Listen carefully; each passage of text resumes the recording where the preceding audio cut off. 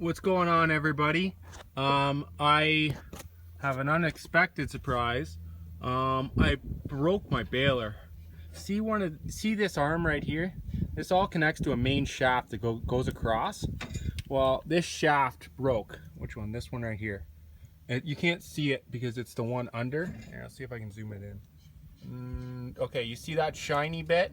That's the weld, right? So one of these arms broke. And first thing I do when I got it off, and it's half reassembled now. You didn't really get to see the process. It's just I didn't have the camera out at the time, so I had to rip this whole side off basically. And these 3 bolts in here, you have to get them off. And because they're painted, there's John Deere paint on it, they're really difficult to get off. So you have to impact gun them. There's no way around it.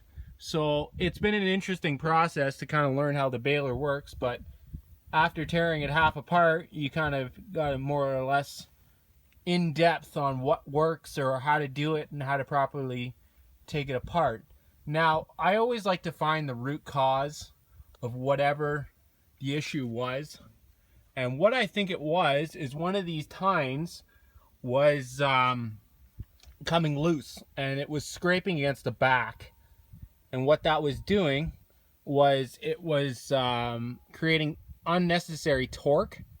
So over time, if this thing's spinning at 540, so 540 RPM, it adds up, right? And that little bit of tinging torqued it. And where it's welded, because John Deere beefed it up, is exactly where it cracked. So right up one of these welds. So it's back together. Well, almost back together, but I got new tines just to replace it so that you don't have that issue, and hopefully that's the end of it.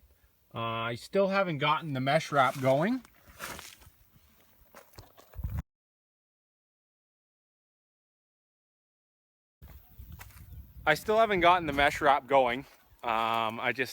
It hasn't happened.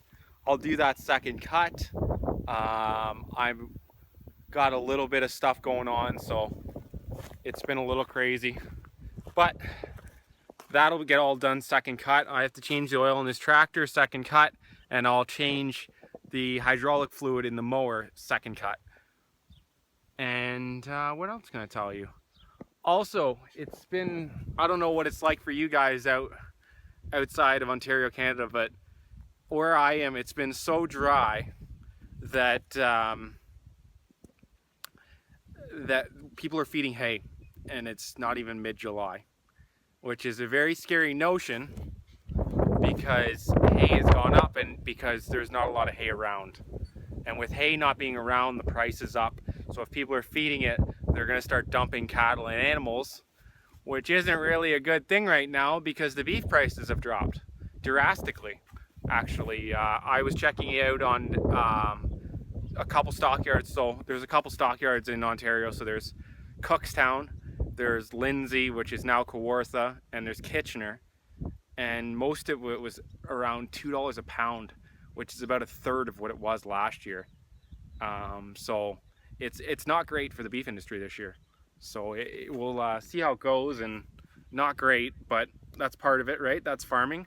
And I just wanted to give you guys an update and kind of give you real world prices on things, because I know sometimes it's difficult to do that, but I kind of want you guys to see of what the costs are to go into it and what you're seeing in the beef industry. So when you guys are getting steaks at the store, you're getting ground beef, you know what we're getting, and you're kind of seeing that it's not really our markup, it's actually the stores and the wholesalers that are charging you. And yeah, that's what's going on here in Ontario. So as I said, guys, this is Young Gun Farmer 416. Sign out for another day. Take care, guys. Have fun. Keep farming. Please feel free to comment, rate, and subscribe.